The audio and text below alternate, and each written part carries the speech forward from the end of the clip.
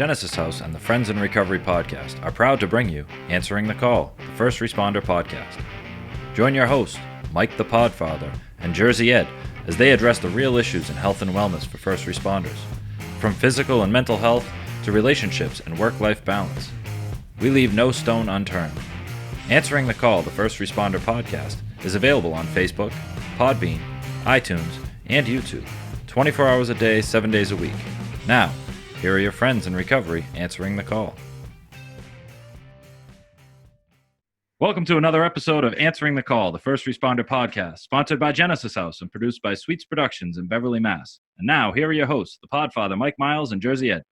Thank you, Sweets. As always, we are happy to be here, ready and available to help our first responders out there across the country and abroad. That's right, Mike. I like learning about all the new topics, and I know the listeners do too. I can tell from all the emails and all the social media chatter that we get. Correct. As far as everything. Correct. And how are you? Pretty good. How are you, Mike? I'm doing wonderful. I just celebrated my 33rd year of sobriety, and I've been going to do a lot of meetings lately, step meetings, regular meetings, and I got to tell you, being sober is a gift. It is. It is. Boy, I'm happy to have it. That's what brought us together. That's what brought us together. Sobriety and cigars. That's right. So and, all you guys out there, ready to get your cigars lit, because we got ours going, Mike. That's right. I got a nice Camacho here. Yep, and I got what'd you bring me today? I brought you a Romeo and Juliet Toro. Very good. And listen, before we get going, we got to say hello to Sweets, because he's got a nice cigar going over there with a nice fancy holder. I do. I'm actually smoking a nice Partagas Black right now, enjoying this behind the scenes. Nice. Can we see you? You're a classy man. You can see me. You can see me. I but know, the guests but can't the guests can't see. No, I know. No. We're Well, they can see saving me that. on a previous episode. They could, yes. Yeah, if they yes. want to take a look, they can do that. We're That's saving right. that for Christmas. Yes. All right? We only put him on once in a while because That's right. you folks can't handle That's him. right. That's He's too good looking. All Too right? sweet. Yeah. Too sweet. Too sweet. Sweets is Exactly. too sweet, Exactly. so. So how you been, Mike? I've been doing It's great. been a week since the last time I seen Yeah, you. we had a great podcast last week. We did. Yeah, some with Andy horses. Kaufman and Yep. horses. And I'll No, tell not the Andy Kaufman, is it? no, he's Okay. dead. He's All right. dead. He did that. He Okay, died. Good. Yeah. Well, that episode brought me to thinking on a couple things. Especially with first responders, and plus our guest today. This will all tie in together. But Sure. I heard on a previous podcast somebody say it's okay not to be okay. Sure. And first responders kind of don't get that. And this was on a first responders podcast I was listening to. And for all you guys listening out there, it is okay not to be okay. You found that out, 33 years ago, right? Correct. You know, you found out you weren't okay, Right. and you got help, and it turned out to be a wonderful thing in the end, right? Well, it was, and it has been. But, my problems didn't just go away. I mean, I learned to live life on life's terms, sober, not anesthetizing myself with booze and drugs and other, things that were causing me a lot of problems. And I got to say, for the last 33 years, I've been successful in many ways. I'd say the most successful is raising 3 wonderful children and being there for them 100% of the time, you know. Yeah. But not all the time. I mean, as a cop, I've seen some things that, I really didn't want to see. And I've been involved in situations that, I didn't want to be involved in. Yeah. But, it is what it is. That's part of the job, Absolutely. And you sometimes you carry around these traumatic events in your head, and a certain smell, a certain music, a certain sight can bring it all back again. Certain word. Yeah.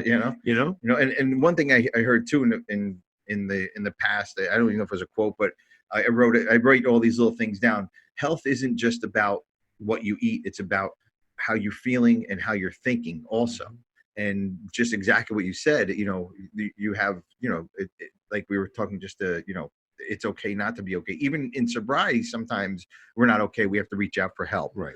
And even people listening, this podcast isn't our other podcasts where it's all about recovery and addiction. This is about a little bit of everything. Right. We might even talk about addiction on one of these podcasts, but everybody does have some mental health issues. We go through problems, we go through things, we go through highs and lows. Some of us go through divorce. Some of us go through death. Actually, I'm sure we all go through, death experiences, and losing a loved one. Even maybe just being away from your family for a little bit. Mike, I travel a lot, and being away from my family is tough too. Yeah. And I wake up in a hotel room, and I'm like, wake up like, where am I? And then, I miss my family. But one thing I do, and again, this is not a God show. By no means is it. I get on my knees every morning, no matter where I'm at. And I thank God for what I have, my sobriety, my family, my everything. And, that's how I start my day. If there's one thing I've consistently done over my entire life, but mostly my sobriety life, is I have gotten on my knees twice a day, early in the morning and late at night, to thank my higher power for what I have, and also in the morning just to ask for another day of the same thing. I leave it up to, sometimes I just leave it up to my higher power. They say let go and let God. I'm a firm believer in living one day at a time, and that can include financial strife, separation, and divorce.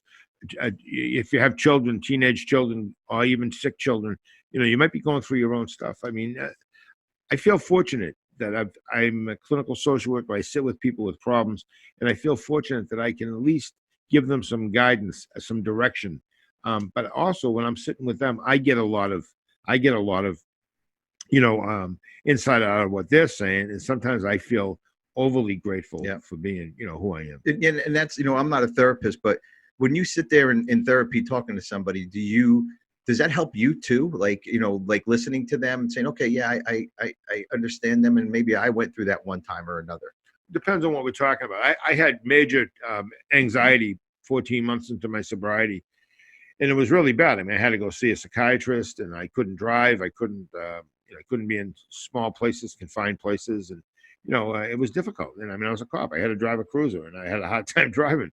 And some nights I'd be by myself. I had to go pick up prisoners, and in a police wagon, and I have to go to other towns, and it was very, as minute as it sounds, it was very difficult, because anxiety, panic attacks, anxiety attacks. I mean, if you ever had one, you'll know it. It's like being hit in the head with a 2x4, and I had to learn to get out of that, because I didn't want to live that way. And of course, the alcoholic drug addict in me said, "Hey, geez, you were better off when you were using." But that wasn't the alternative. Well, I could imagine some of these officers out there, or any first responder, by themselves driving around late at night. I mean, that must cause huge anxiety. I mean, I don't know how you guys do this. I thank God for you. You guys are always in my prayers. And again, I'm not a religious guy, but you guys are always in my prayers. And thank God you guys do what you do out there, because I couldn't do it, and I would be probably in a anxiety-ridden state the whole time I was out there trying to figure out what to do, or when's a bad guy coming. You guys, I'm guessing any kind of first responder is an all or nothing job, right? I mean, you guys are on or off. Well, I think from my own experience, I can only say I didn't worry about the calls I was getting, whether it was a cat stuck in a tree, a fire, or a guy with a gun. I was more excited about going to the call, but my own personal problems are what caused me anxiety and stress. Going to work sometimes took that away, because I'd get caught up in someone else's problems and forget about my own. Yeah. And the same thing with being a therapist. I mean, you asked me if I get something out of it. Of course. I mean, being able to help somebody, to show somebody, tools that I was lucky enough to acquire along the way, and maybe pass them on. Yeah, it's a good feeling. But you don't always win. I've had clients give me a hug on a Tuesday and hang themselves on a Saturday. Yep. And you got to go to the wake, and people say, "Who's that guy?" And they say, "Oh, that's a therapist." And I mean, you feel like you're part of the, not part of the solution anymore. You're part of the, the turmoil and the sadness that's going on. So it is a difficult place to be. Absolutely, absolutely. And mental illness is kind of what we're talking about. The anxiety, it's mental illness. That doesn't mean we're crazy. It's just that there's a part of our brain that turns on and off for some reason. And it's not a personal failure just because we have these panic attacks, or we get our highs and lows. It's not a personal failure. It's just something that we have, and we have to learn how to control. If we're a cop, if we're a mother, if we're a bus driver, whatever it is, it's not a bad thing. So you guys out there, might be listening, and you're struggling with something like Mike's talking about, or something completely different.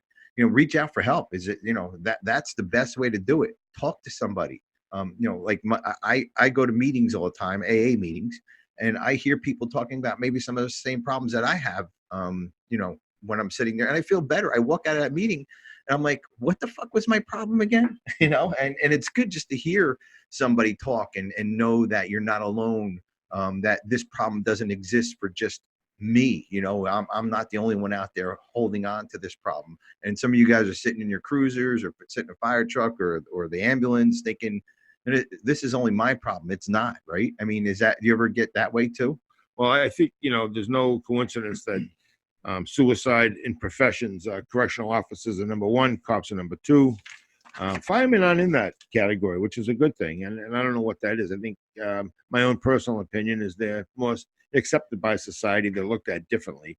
EMS people, I've had clients that are working in ambulances and first responders, and, they have a very difficult job because they go to nothing but carnage, Yeah. unless it's a minor accident. I mean, they got some serious work to do when they get there.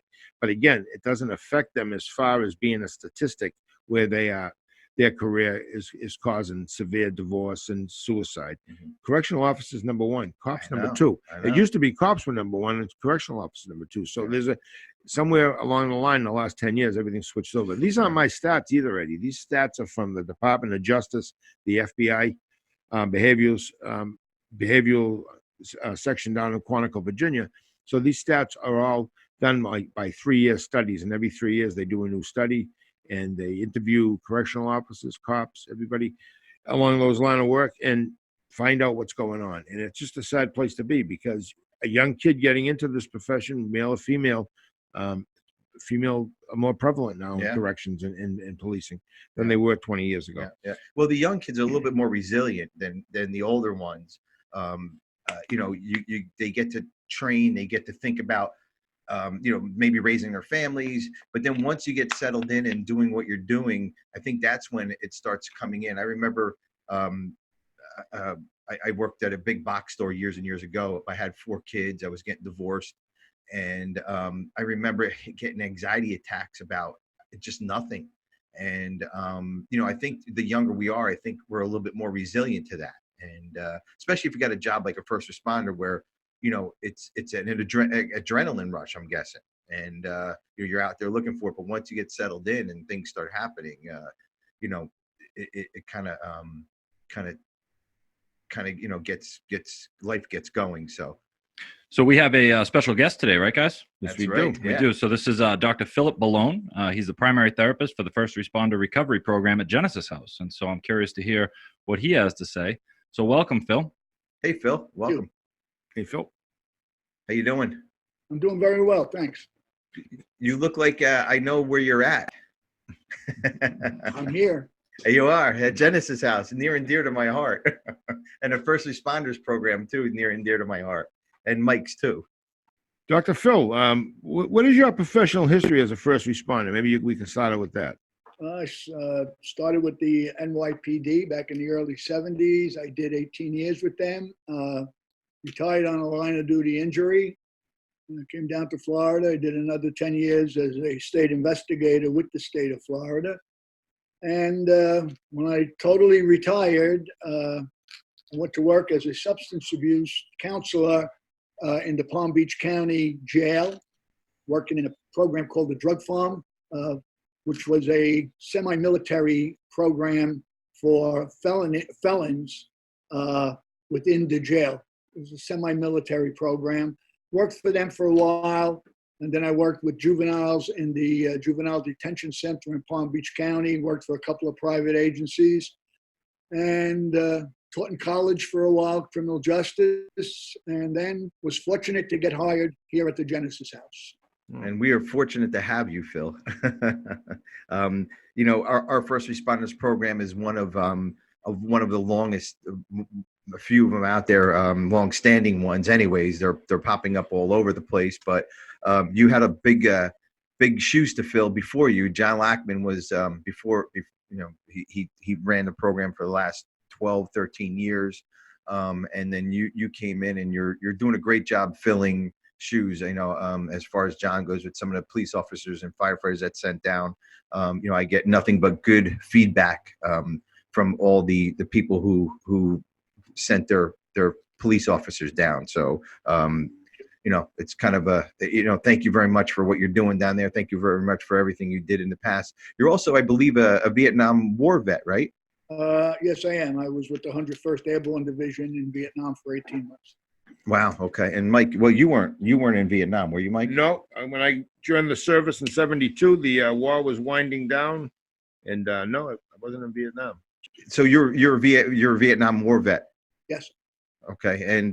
And when did that? How long were you in the service for? In the And service for 3 years. Spent some time in Fort Bragg, North Carolina. Went to jump school in Fort Benning, Georgia, and then, like I said, I spent 18 months in Vietnam with the 101st. So I was decorated with a Bronze Star, Army Commendation for Valor, and a couple other medals. Oh, Wow. Thanks for your service. yeah, thank you, Phil. Thank Wow. you. You're very humble about that. Jesus. Yeah, you're like. It doesn't say that on this piece of paper. Yeah. We didn't know you were gonna be so humble with all those credentials. One thing you and I did talk about in the past, and we were working with a client in not so long, not so distant past. Good God, I got to get my words together.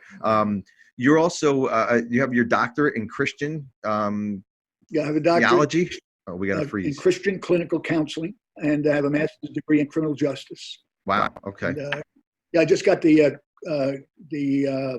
PhD in 2012. I finished the program, and I kind of counsel in a Christian-based format, but really in a reality-based format also, especially with police officers.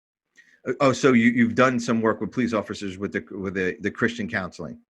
I bring that into it, yeah. But with police officers, I do a lot of reality-based therapy based on my experiences. I have a good idea what they go through, why many of them drink and some drug. Same with firefighters. Yeah, yeah. And Mike, that's what's good about you too. When you see your first responders, and also Genesis House, we have a first responder as your therapist when you come to us, when you're down there. A lot of these programs that just opened up or opening up, they have maybe somebody who's a criminal justice person or something, but they're not a first responder such as you, Phil, and your predecessor, John. And John was excellent, and I actually just spoke to him recently. He's doing quite well, and we miss him, but we're glad we have you. But and so incorporating all that, the spiritual stuff into our Christian stuff, I should say, into it. Sometimes the police aren't into that. What's your take on that? Because I wouldn't put both of those subjects together until you said something about it. Well, believe it or not, you may not see police officers as using the religion piece that much, but believe me, when they're out on the street and they're responding to jobs like man with a gun, or talking to people from jumping off a roof and things like that, they often talk to their higher power about those things. They have a lot of faith in what they have to do. They have to believe in a higher power, especially when they're running into a building. Man with a gun, everybody else is running out and they're running in. Mm-hmm. They're saying a little prayer, believe it or not. Sounds like you have some experience with that. A little bit, yeah. So why after police, doing all your policing and your first responder stuff, why did you decide the mental health field? Well, because I worked in an area in New York City called Harlem, New York, in the 70s and 80s. And worked in narcotics and saw a lot of drug addicts. A lot of drug addicts die in front of you, overdoses. Mostly in my day, young people, mostly from heroin, cocaine, and then I was there for the beginning of the crack era. And oh yeah, it was just a horrible thing to see. And also, one of the big things was back in my day at the court in Brooklyn, we had a revolving door, a real revolving door to go in and out of the court building. And that was the revolving door of justice. They'd lock somebody up. A day or two later, they're walking right out of the court again, and they're back on the street corner selling dope to kids again. I've sent a lot of police officers down to Genesis House, guys I've worked with when I was the EAP. Cops from other towns. Phil, I got to thank you, personally, because I went away for treatment 33 years ago. I just saw regular counselors, and I was very fortunate because I clicked with a guy named Kevin Murphy, and he knew exactly what my problems were. I was 32 years old. But with your experience, I can only imagine as I'm listening to you talk about all your statistics and your credibility is through the roof as far as I'm concerned. That these guys that you do work with at Genesis House, they must get an awful lot out of you, and they must have a lot of trust in you. Do you feel that connection right away? Honestly, yeah. I think the guys that are police officers or firefighters that come down here, once I get to know them in a day or two, they do build up a trust with you. They like talking to a peer. They like to talk to someone who's been where they are, or were. Yeah. And you identify yourself as a retired police officer right from the get-go. Oh, yeah, I tell them right up front. Yeah, that's cool. That's good. And that's a lot of things. Like I said, that's a lot of places don't have that, and that barrier, I'm guessing, gets knocked down quickly, so you don't have to build that trust up. It's already met. It's probably automatically there versus somebody who's not a peer-to-peer trying to break that barrier down, especially with the police and especially with the police, because you guys are always guarded. Well, yeah, don't take that personally. No, we're like a band of brothers, whether he comes from Boston or he comes from Chicago. We're like family, really, to be honest with you. Right. I don't know if you've noticed lately on the news the last few, probably about 3 or 4 weeks ago, there were police officers having buckets of water dumped on them in New York. And I know in your day, I'm sure that would have never happened. If someone dumped a bucket of water on your head, I don't think you would have just kept walking. It's just hard to see that. And, I can't imagine the the feelings of shame some of these cops must feel because they're working for an establishment. I mean, the mayor of that city and the governor of that state that would almost allow that to happen without them taking any type of action against these thugs, these street thugs doing this. Did you happen to see any of that on any of the news channels at all? Yeah, absolutely. And you're right. In my day, that would have never happened. I have a son who's on that job right now. Wow. And he said, those are orders from upstairs not to do anything. Right. Against, do you think, Phil, let me just ask you, it's a personal question, but do you think that, I know right now I have friends that run police academies. They're having a hard time filling these positions. At one time, there'd be a line around the high school building where they were given the test to be a police officer. Nowadays, they can't get enough people to take the test. But do you think it's because that they've opened this up to a generation of people that really are just looking for jobs, like they didn't have that drive to be a cop? In other words, affirmative action played a big part in a lot of these jobs, as far as racially affirmative action, sexually affirmative action, your sex, your race, and all that. Do you think that helped or hindered, or do you have any response to that? No, I'll tell you, my honest truth is definitely hindered the job. Absolutely. Yeah, and I agree with you 100%. And it's just a shame to see these young cops walking a beat like in Brooklyn. I've been to Brooklyn a few times, and I can't imagine being a cop in Brooklyn, first of all, or living there. It's just it's a tough, rough and tumble place. But I'm sure the people that live there, that's where they live. That's what they're accustomed to. And if you talk to some of the people on the street, which some of these reporters did, they found it so disturbing that these cops would allow that to happen. It's just, I don't know where the society's going, but it's not going in a good direction. Well, Mike, we're going to take a quick break here. When we get back, we're going to find out what Phil was thinking about that last question about Brooklyn and maybe how it was and where it is today. But we're going to take a quick break. We'll be right back, guys. Since 1992, Genesis House has been helping real people heal from addiction on their private recovery campus in beautiful Palm Beach County, Florida. Their family-owned program is accredited by the Joint Commission and offers detox and dual diagnosis treatment in a comfortable and confidential setting. The First Responder Recovery Program at Genesis House is led by a doctorate-level therapist with direct professional experience as a first responder himself. Treatment modalities focus on psychiatric care, relapse prevention, stress management, and trauma-informed care for PTSD. Learn why their individualized approach makes a difference for first responders. Call Genesis House today at 1-800-737-0933 to speak with someone who understands. Visit them on the web at www.genesishouse.net. It's time to start your journey to a long and successful recovery.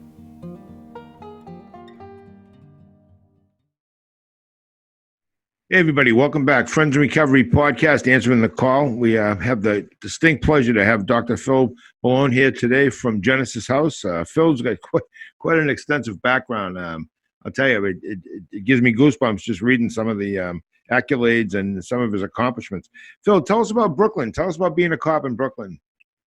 Well, Brooklyn's my hometown. I was born there.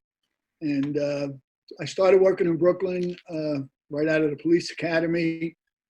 Worked in an area down by the Navy Yard in the 88th precinct. Spent 8 years there.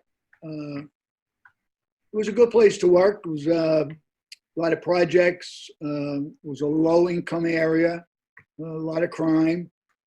It was a good learning experience before being moved into Queens. I worked in Queens. Then went into narcotics, and that was up in Harlem, like I said earlier. And my last tour of duty was in the Bronx, in the 45th precinct. Okay, Wow. real quick before you go any further, Yankees or Mets? Mets. What? Mets. Oh, the show's over, guys. That's it. Get them off. I'm sorry to hear that. Actually, I worked in the 110 precinct in Queens, which was where the original Shea was. So a lot of games there. Just as some perks, were you able to go see the games and work the games and stuff? Did you ever get that detail? Yeah, no, I never got the detail. That was a big hook detail. So born and bred in Brooklyn, and born and bred in Brooklyn. I told you I worked in the 88th precinct and moved into other commands, ending up in the Bronx. Now I'm married. I have 2 kids. One is a second grade detective working in auto crime. My other son, he's got his PhD also. Wow. I have 3 grandchildren. My oldest is 21, a 10, and a 7-year-old. And I used to go back and forth every couple of months. I used to drive back and forth to New York to see the guys up in New York. But now with Genesis House, we don't make that trip that frequently. Staying busy. How do you like? I live here in Long Beach. We've been here, be 30 years on December the 23rd. Wow. Yeah, Wow. I got used to it. yeah. Hey, you got a big milestone coming up in January, I heard. Yes, I do. Tell us about 50 that. 50 years married to my sweetheart. Congratulations. All in a row? 50 all in a row? Yes. Yeah, all in a row. Wow, that's amazing. Well, congratulations. She's a lucky woman, Phil. Sweet. So you've been married that long, right? I don't know how she put up with me. No. She must be a saint. We'll name her a saint when God forbid. Yeah. Phil, let me ask you a professional question. People ask me about type A personality. I spoke to a college group last Saturday, second year CJ students, about 65 of them. And one of the students asked me about type A personality. And I had my answer, but tell me about type A personality. Tell the listeners about type A personality. Well, I would say I'm probably a type A personality.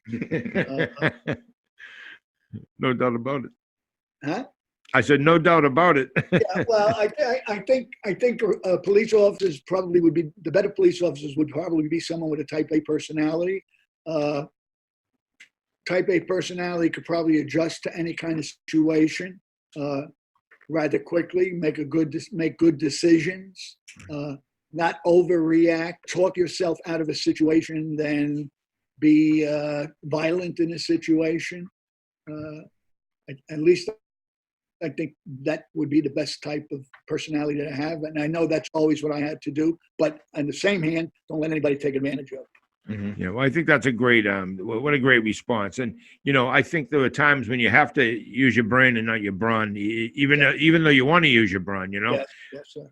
And those are situations where when they're over with, you look back and you say, wow, I was very fortunate to get out of that, because Oh, yeah.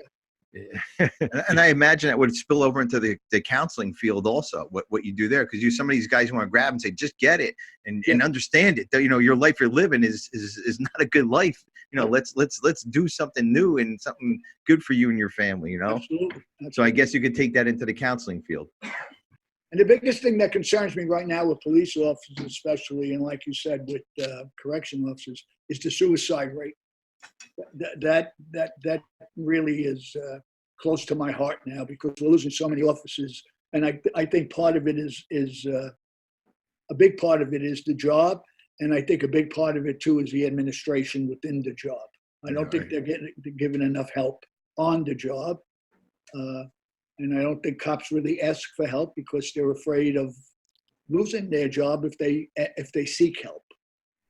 That's so true. And, I have so many cops that have come to me that, they want to be honest, but they don't want to lose that sidearm, that firearm, and they're afraid if they admit that they have some type of suicide ideation or thoughts of, hurting themselves, or they're depressed, that they're going to lose it. And, I think that what kind of bonds us is the fact that, I tell them right up front that what is discussed in this room is going to stay in this room no matter what it is, Right. And I'm sure you do the same. Yes. But how do we break that stigma? How, like I was saying earlier, it's okay not to be okay. How do we tell cops that? How we kind of tell them that, to break that stigma and ask for that help? Do we start with the higher ups, educating them that these guys are human beings also, not just fucking robots out there, and let's ignore their problems? Or do we educate the officers themselves? I mean, I think both. I think you need to go in and educate the administration, because I think too many of them have been off the street too long. And a lot of administrators, when they were cops, really never worked the streets either. They were studying to become the bosses. Okay. You need to get down to the rank and file, and you need to have someone who's been in their shoes talk to them. Yeah. And tell them what's going on, and then have a period where they can come into a room and talk to you one-on-one without being afraid to open up to you a little bit, and then give them some kind of a referral where they can go and talk to someone who's not going to come back and tell the sergeant, hey, listen, this guy's contemplating or thinking about hurting himself. That's what you need to do. Yeah. And do you guys think that this is just something that because it's been bred and bred into the system, that everybody's afraid? Do you think maybe some of these guys will listen and say, okay, let's get some help? Because Mike, you started an EAP program, almost 10 years ago, in Lowell, and that was really kind of, out there, 10 years ago, Right. And so the administration must have had to listen to you, because, if somebody can go to you and say, have not just a drug or alcohol problem, but a mental health problem or a divorce problem. I mean, that Lowell must have had some kind of a great administration to listen to do something like that. I just feel that we were very fortunate to have a chief like Ken LaValle and Bill Taylor. Those are the two chiefs that I really admire. They worked their way up. They were patrolmen that worked the streets, that became detectives, that became supervisors, that became chiefs. And they never forgot where they came from. And they really did care about their men and women. And they didn't care about their problems as far as how it was going to affect their political careers, meaning the supervisors. But they cared about the men and women and how it was going to affect their personal lives. And I was very happy to say, and I'm very proud to say, that was always in the forefront.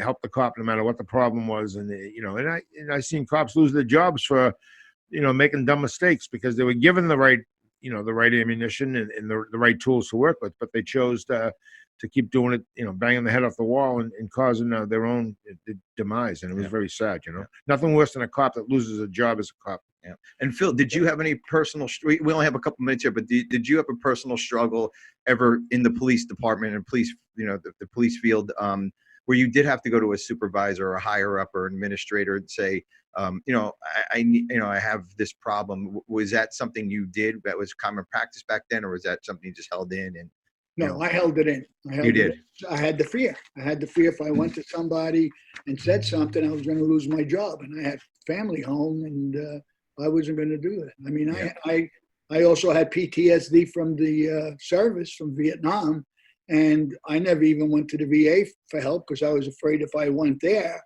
it would somehow get back to the police department, and then I would lose my care. I wouldn't even mention it to anybody. Yeah. Right. Yeah. And to be able to get a pension for 30 years, I mean, you must feel very fortunate because, Phil, the average life expectancy of most cops is about 59, 60 years old. Do you agree with that stat? Yeah, absolutely. So, Absolutely. Hey, Phil, I look forward to meeting you someday and shaking your hand. And, I just know between you and Steve Adams and Taylor and Skylar and all the people down there, Melissa, it feels good when I have to send somebody down there for help. I know they're in good hands. Thank you. Absolutely. Appreciate that. Absolutely. Yeah, Phil, and thank you for everything you do for us, everything you did in the past to keep this country safe and to give us what we have today. A lot of people don't understand what that Vietnam War was about and what you guys had to go through. They looked at, when you came back, they looked at as you guys as criminals, baby killers, and that's fucking bullshit, man. You guys gave us what we have today, and I'm proud of that. Get a little choked up, but I am proud of that for everybody and all you first responders listening. We have this radio show because of you guys, and it's from a civilian. Thank you. Thank you very much, both of you. Thank you.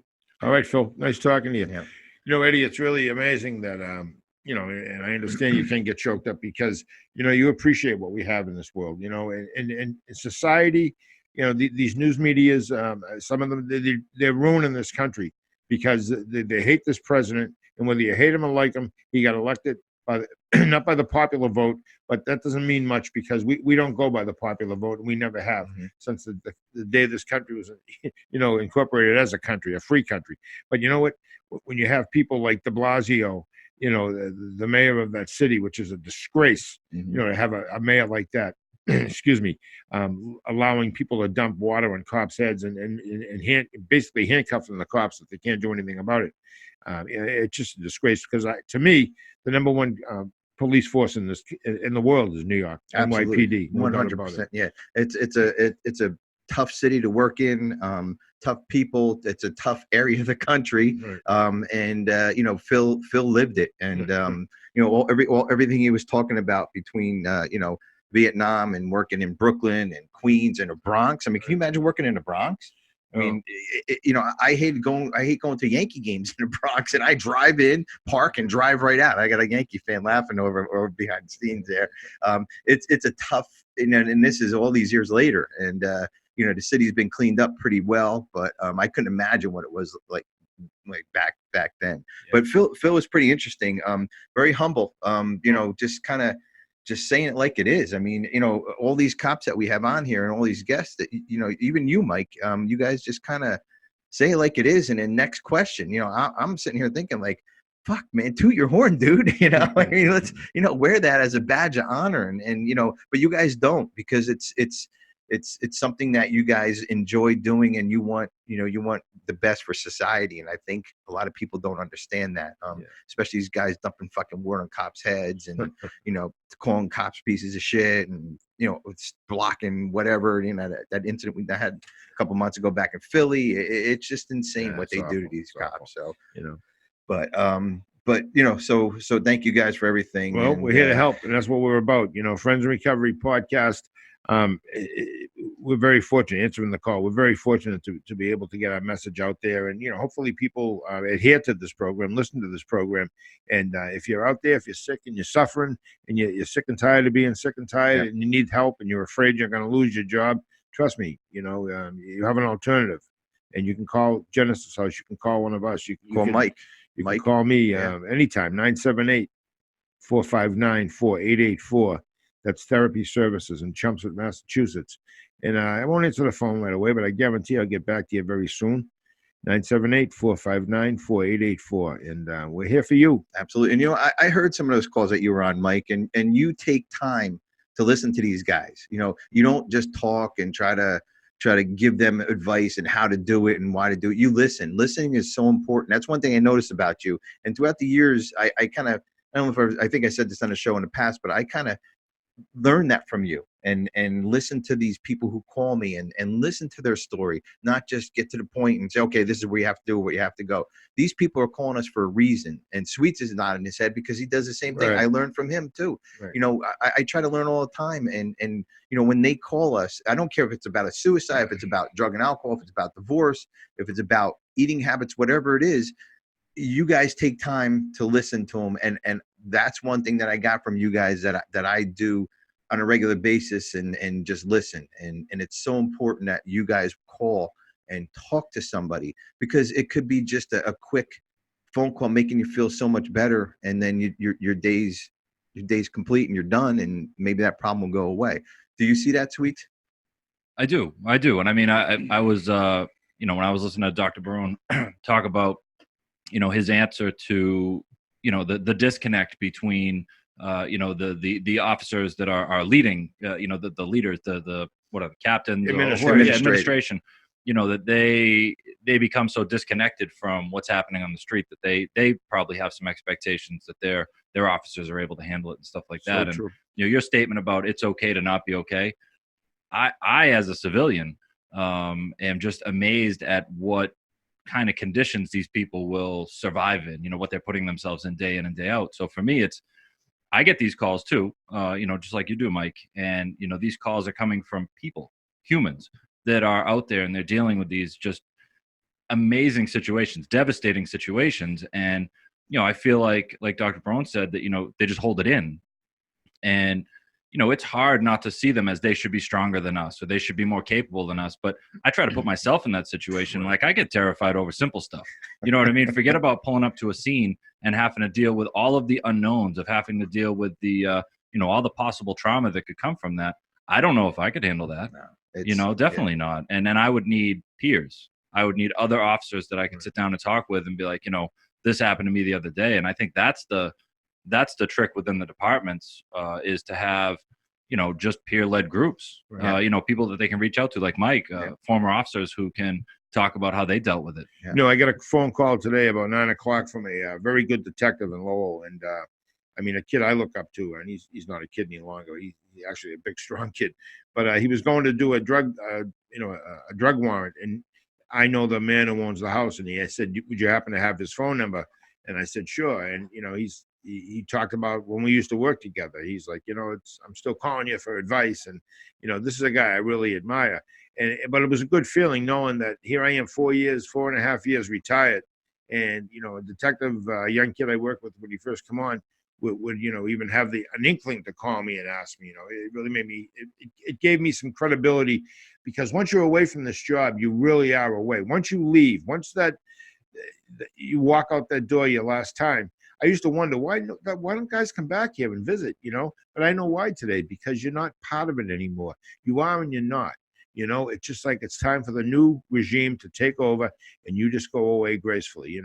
If you start hanging around the station, I think they'd start looking at you in a different light, But no, I just coincidentally, I got a phone call this morning. It really made my day. And you know what? Sweet's got a phone call from me last week on something. And me as a civilian, I had an issue that I was dealing with, and I reached out to him, and him and I talked, and just by talking about it, it made it better. The situation, it wasn't a great situation, but him and I kind of put our brains together, and he gave me some advice, and it went smoother than what I thought. And that's how it works. We reach out for help. I mean, just because you guys are first responders doesn't mean you can't reach out for help. I'm a civilian, but I reach out for help more than most people probably. But please reach out for help, and like we were saying before, the numbers are all here, and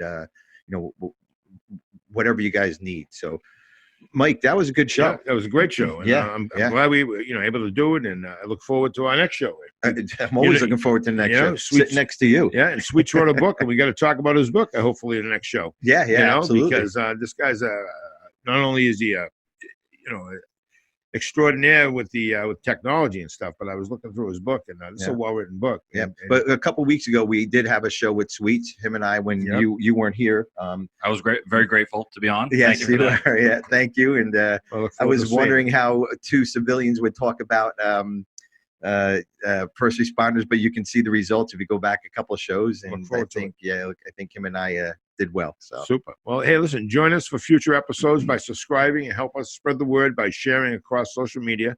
And a special thank you to our sponsor, Genesis House, for always making this possible, along with our producer, Sweets, and Sweets podcast studio here in the lovely town of Beverly, Massachusetts, for recording and broadcasting this podcast. And of course, if you guys have any questions, or if you'd like to be a guest on our show, or want to submit a question or a topic for discussion, we're always looking for those, and keep those coming in. Please visit our Facebook page. It's Answering the Call, the First Responders Podcast. Or also you can send an email to me at help@friendsinrecoverypodcast.com. And of course, all this stuff will be in the show notes. And make sure you subscribe to all these podcasts and Facebook pages to keep up with the latest and greatest information that we're going to try to get out to you guys. Absolutely. And as always, we are grateful for the privilege to share our stories and insight with you, the listener. Stay safe, everybody. That concludes this episode of Answering the Call, the First Responder Podcast. Thanks to Genesis House for sponsoring the show and supporting our first responders who are struggling with addiction and mental health.